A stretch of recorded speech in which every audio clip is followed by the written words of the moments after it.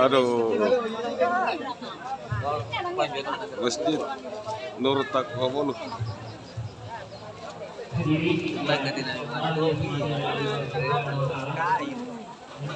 Asad. Aduh. Kenapa di luar? Mas, acara apa nih, Mas? Oh, sekarang kita lagi adakan buka puasa bersama yang dilaksanakan oleh keluarga besar Yayasan Ain Yunus Kadi. Buka bersama, Mas. Silakan, Pak.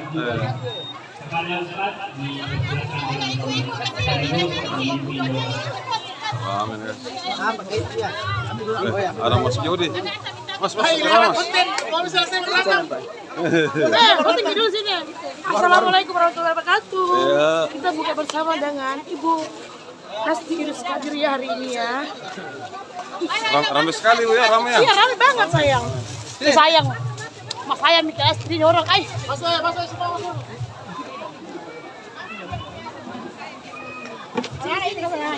Assalamualaikum warahmatullahi wabarakatuh. Buang.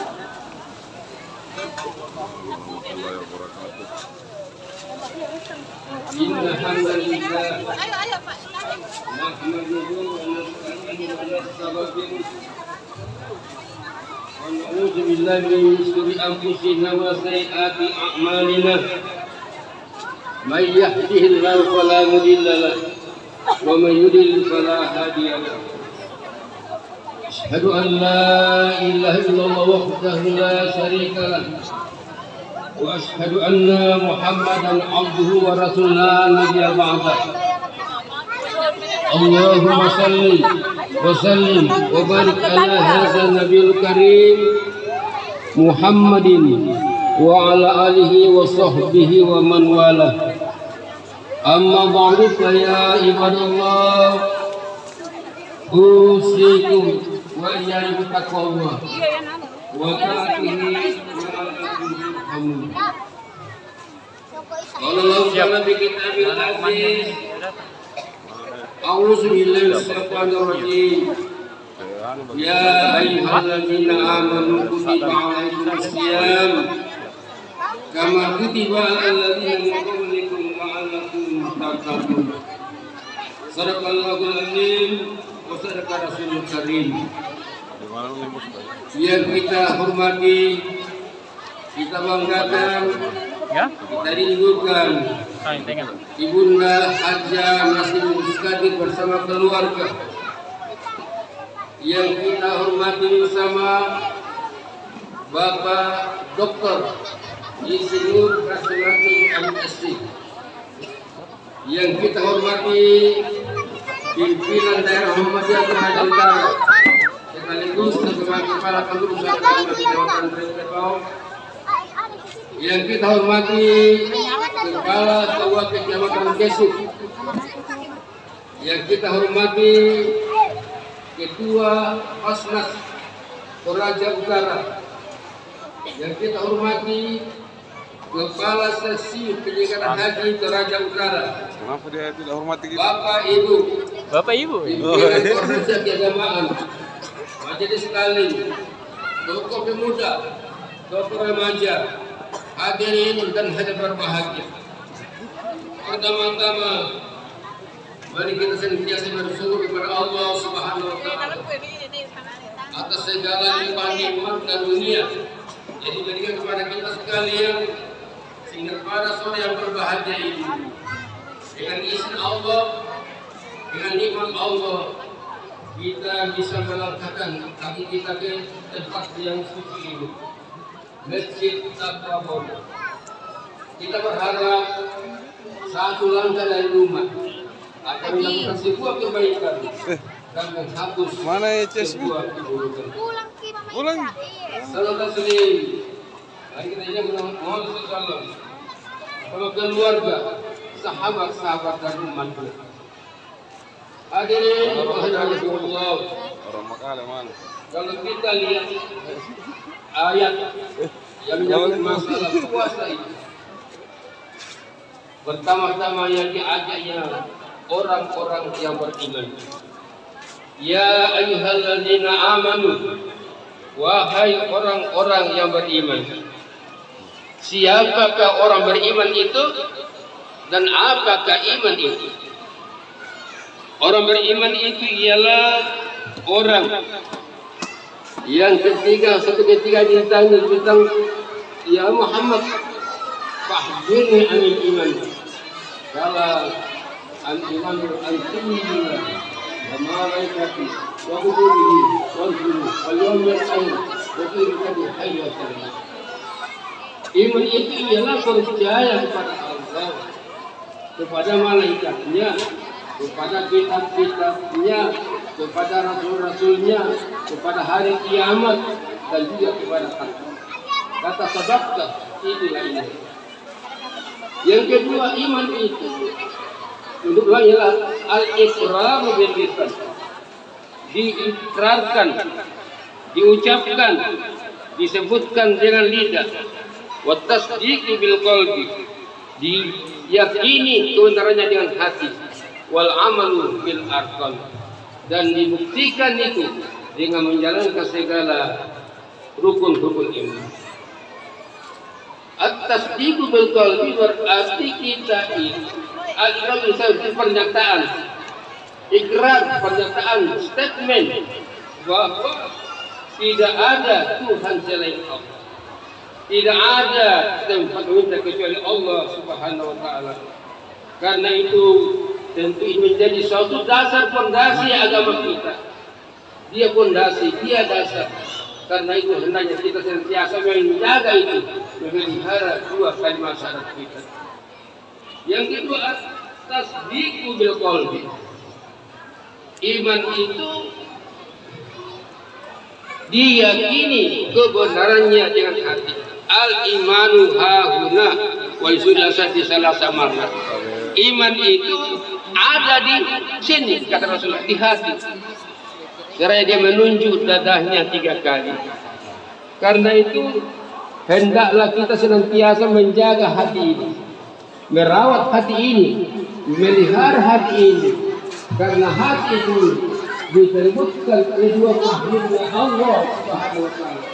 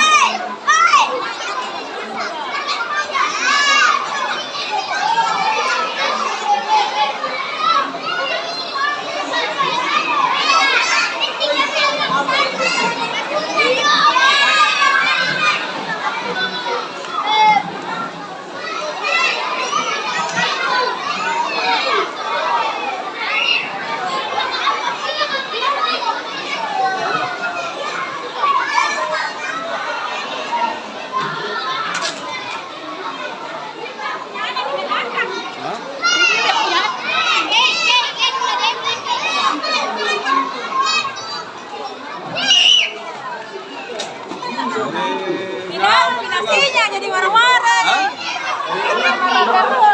Gimana pinasinya tahu?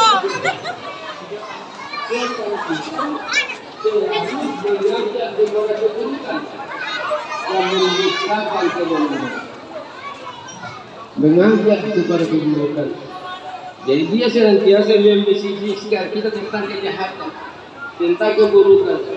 Karena itu kalau ada dalam hati kita ada rasa cemburu, ada rasa marah, ada rasa benci, ada rasa dengki, ada rasa iri hati dan sebagainya, sebenarnya itu adalah bisikan setan.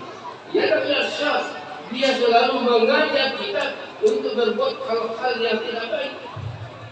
Karena itu hendaklah kita menjaga, memelihara hati kita. Jangan sampai dia dikuasai oleh setan. Karena dia senantiasa mengajak kita kepada hal yang tidak baik, kepada hal-hal yang tidak benar, kepada hal-hal yang maksiat. Hati kita ada rasa benci, ada rasa dengki. Dengki ini hati itu adalah pekerjaannya setan.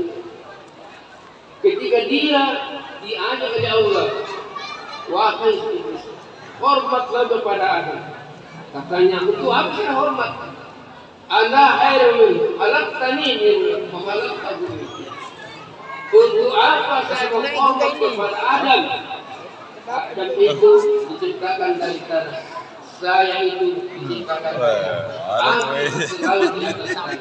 Artinya apa? Kalau orang merasa lebih kaya, lebih pintar, lebih cantik, lebih ganteng, lebih segala-galanya, sebenarnya dia itu sudah mengibarkan bendera setan, mengajak bahwa dia lebih dari yang lain.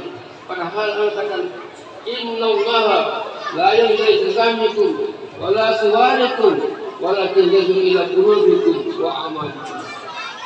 Allah itu tidak melihat kepada rupamu, kepada badanmu, kepada kepakaianmu, kepada jabatanmu, walakin yanzuru ila qulubikum wa amalikum. Tapi Allah melihat hati-hati kamu dan perbuatan-perbuatan kamu. Karena itu setan itu mengajak kamu dan mendustakan kebenaran. Dia selalu mau menghalangi kita berbuat baik, beramal saleh, beribadah. Kata Rasulullah, kalau orang tidur subuh itu diikat 3 tengkunya oleh setan. 3 itu. Kalau mulai asal lalu dia ingat Allah, maka lepaslah kali pertama. Ketika dia berwudu, lepaslah kali yang kedua. Ketika dia salat, lepaslah kali yang ketiga. Ini dalam rangka melawan setan. Inna setan aduwwun lakum. Setan itu adalah musuh kamu yang paling nyata. Maka hendaklah kita berhati-hati. Kita lawan. Dengan Ramadan ini kita berpuasa untuk mengurangi kekuatan jasmani kita melawan setan itu. Yang kedua, innal malak ya'udu ila khair wa tasdiq bil haq. Malaikat itu kata Rasulullah, dia mengajak kepada kebaikan dan membenarkan kebenaran. Dia mengajak kepada amal saleh. Dia mengajak untuk beribadah kepada Allah Subhanahu wa taala. Dia mengajak untuk berbakti kepada Allah Subhanahu wa taala dan memang membenarkan tentang kebenaran itu. Karena itu kata Rasulullah, kalau ada dalam hati kita niat berbuat baik, niat beribadah, beramal saleh, bersedekah, berinfak, beramal jariah, membangun silaturahim, sebenarnya itu adalah ajakan-ajakan malaikat. Mengajak kita sholat, mengajak kita seperti ini, mana kerjanya malaikat itu? Dia mengajak kita kepada kebaikan dan membenarkan kebenaran. Kalau demikian, kata Rasulullah, siapa saja waman wajada salih falyakul alam annahu minallah ta'ala. Kalau ada di hati kita hal-hal yang baik, niat-niat yang baik, falyakul, tahulah kita annahu minallah ta'ala, segala itu adalah dari Allah Subhanahu wa taala. Falyahmid, maka hendaklah kamu memuji Allah. Karena itu kalau kita ada yang berbuat baik, kita bersenang, alhamdulillah. Kita bersedekah, alhamdulillah. Kita menolong orang, alhamdulillah. Menuju ke masjid, alhamdulillah. Segala sesuatu yang ajakannya malaikat itu kita lakukan, falyahmidillah. Hendaklah kita memuji Allah dengan alhamdulillah. Wa man wajada falyata'awidz minal syaitanir rajim. Kalau ada yang selain dari itu, yang tadi ajakannya setan mengajak berhal yang terbaik, falyata'awidz billahi minasyaitonir rajim. Hendaklah kita berlindung kepada Allah dari godaan-godaan setan, karena setan itu mengajak kita kepada keburukan dan kejahatan. Hadirin, hadirat rahimakumullah. Karena itu tentu kita berharap bahwa kalau iman kita bagus, iman kita kuat, iman kita unggul, maka tentu semua ibadah-ibadah yang kita lakukan itu akan menjadi baik, akan menjadi sempurna. Rasulullah menyiarkan Islam di Mekah, tidak langsung menyuruh orang untuk sholat. 10 tahun di Mekah itu belum disuruh sholat, belum. Apa yang dilakukan? Pembersihan akidah, penguatan iman, pembersihan kesyirikan dan sebagainya. Karena indah penyakit-penyakit hati yang bisa merusak iman kita. Karena itu di saat itu Rasulullah mengajarkan bagaimana mengenal Allah, bagaimana berbuat baik, bagaimana memperbaiki akidah yang baik di Mekah 10 tahun. Nanti setelah itu puasa diwajibkan. Puasa diwajibkan pada tahun kedua Hijriah. Artinya apa? Nanti di Medina itu puasa itu diwajibkan. Zakat tahun ketiga Hijriah. Haji tahun ke-9 Hijriah. Artinya apa? Penguatan iman harus kita jaga. Penguatan iman harus kita pelihara. Ala inna fil jasadi mudghah idza salat salu amalkum tadkhulu wa idza fasad fasajadu. Bagi setiap manusia itu kata Rasulullah ada segumpal daging. Kalau daging itu baik kata Rasulullah, maka baiklah segala tubuh itu. Baiklah tangan kita, baiklah kaki kita, baiklah mulut kita, baiklah otak kita, baiklah pikiran kita. Kalau daging itu baik, kalau daging itu saleh, kalau daging itu kuat. Tapi kalau dia rusak,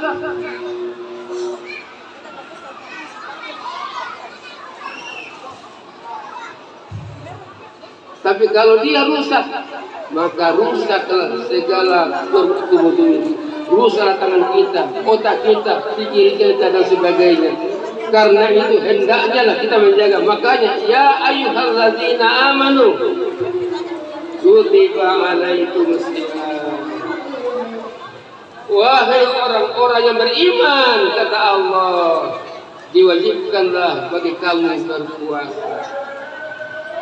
Puasa itu apa sih? Puasa itu bukan hanya tidak makan dan tidak minum, tidak bersama dengan keluarga. Karena puasa itu adalah pengendalian diri secara total. La yasimna aklu wasyarbi, kuna syamillah wa nafsi. Bukanlah puasa itu dikatakan bahwa Anda tidak makan dan tidak minum. Tetapi puasa itu ialah berhenti dari perkatakan yang kotor, berkata kotor. Artinya apa? Makan, minum, itu larangannya puasa. Kalau kita makan dengan sengaja lalu batal puasa kita. Tapi kalau ada orang dengan tidak sengaja dia makan sesuatu karena lupa dia minum, kata Rasulullah, barang siapa yang berpuasa, barang siapa yang lupa, sementara dia berpuasa lalu makan dan minum, ketika dia ingat, hentikanlah kamu, hentikan puasa, lanjutkan puasa. Artinya tidak batal karena lupa. Jadi yang batal itu adalah kalau kita makan dengan sengaja. Tujuannya apa? La'allakum tattaqun. Mudah-mudahan dengan puasa itu kamu menjadi orang-orang yang bertakwa. Di situ namanya ada harful la'allah, huruf yang berisi yang harapan. Kalau ada anak kita ujian, kita bilang, nah, mudah-mudahan mau lulus. Kalau ada orang melakukan pekerjaan, mudah-mudahan diterima. Tapi tidak semua orang yang ujian itu ada yang lulus, ada yang lulus. Tidak semua orang yang diterima, ada tidak terima. Dengan puasa demikian pula adanya. Ada orang yang berpuasa, tetapi kami sa'i, laisa bisa illa al-jum wal atas. Berapa banyak orang yang berpuasa kata Rasulullah, tidak ada yang diperoleh kecuali aljo, lapar karena tidak makan. Yang kedua, wal atas haus karena tidak minum, dan ketiga mengantuk karena bangun makan sahur. Tidak ada ketentuan oleh dari itu. Kalau demikian, mana puasa yang bisa mengantarkan kita kepada orang bertakwa? Imam Al-Ghazali menjelaskan, orang berpuasa itu ada tiga tingkatan. Ada tiga tingkatan. Yang pertama namanya puasa. Siapa itu? Yaitu orang yang berpuasa hanya makan, tidak makan, tidak minum, tidak bersama dengan keluarga, ketika terbenam matahari. Yang lain tidak dilakukan. Itu saja dia, tidak makan, tidak minum, tidak bersama keluarga. Yang lain tidak dilakukan. Kadang-kadang juga justru berbuat hal-hal yang bisa menggugurkan pahala puasa. Karena boleh saja puasa kita tidak batal karena kita tidak makan, tidak minum. Tetapi yang batal adalah pahalanya. Mengapa? Karena kita sudah besar. Puasa kadang-kadang masih menyakiti orang. Puasa kadang-kadang masih berdusta. Puasa kadang-kadang masih gosip. Puasa kadang-kadang masih menyakiti orang. Semua ini merusak pahala puasa kita. Semua ini membatalkan pahala puasa kita. Yang kedua ialah puasa khas. Puasa orang-orang di samping tidak makan dan tidak minum, tidak bersama dengan keluarga pada siang hari, dia mempuasakan panca inderahnya. Dia puasakan matanya untuk tidak sesuatu yang tidak bermanfaat. Sekarang tidak bahagia, informasi sudah masuk ke dalam kamar kita. Anak-anak umur 3 sudah bisa main HP. Di sana ada hal yang baik dan ada hal-hal yang tidak baik. Kalau sampai buka hal-hal yang tidak baik, film-film yang pernah sebagainya rusaklah generasi kita. Karena itu dengan puasa ini dipuasakanlah mata kita. Jangan lihat itu. Tapi gunakanlah pada hal-hal yang bermanfaat. Gunakanlah membaca Al-Quran. Kata Rasulullah, man qara harfa min kitabillah falahul hasanah wal hasan bi asyri amsalih. Siapa orang yang membaca Al-Quran satu huruf, falahul hasanah, baginya satu kebaikan, dan satu kebaikan itu dibalas 10.